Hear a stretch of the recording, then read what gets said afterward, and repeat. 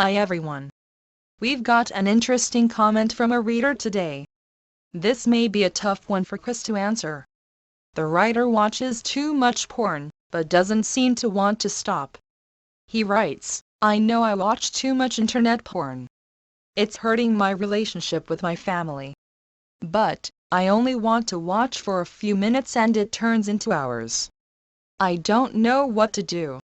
Chris, it seems to me that this man is not quite ready to totally give up his porn yet. So, do you have any suggestions for this writer? Thanks, Wendy. That's an important issue. Perhaps you're addicted to porn. Or, you just think you watch a little too much. You tell yourself that you really need to cut back. You know it's eating away at nearly all your free time. You know it's hurting your relationship with your family. You may even understand that watching more porn at work could cost you your job. Now, I have a question for you, are you a liar? If you are someone who suffers from porn addiction, you definitely are good at lying. You lie to yourself every time you start watching porn. You'll promise yourself that you'll only watch for 15 minutes. Yet, 3 hours later you're still glued to the computer with no end in sight. You'll promise your spouse that you are going to make a change.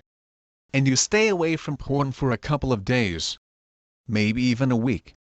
But, you know in the back of your mind that a strong pull, that urge to find out what's happening on your favorite porn sites, is becoming stronger and stronger.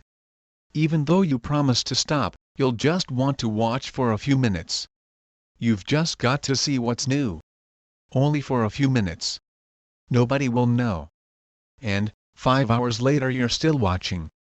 You probably feel bad about all your broken promises. You've broken promises to yourself, your spouse, your family, and probably even your boss at work. Yet, you justify your actions by telling yourself that you deserve the enjoyment you get from porn. After all, you were abused as a child, you were stuck in rush hour traffic, you were yelled at by your boss, your family is mad at you. Yes, you always have an excuse for watching more porn. You wonder why your family can't seem to understand the pressure you're under at work. You wonder to yourself, don't they know the stress I'm under? I need something to relax me.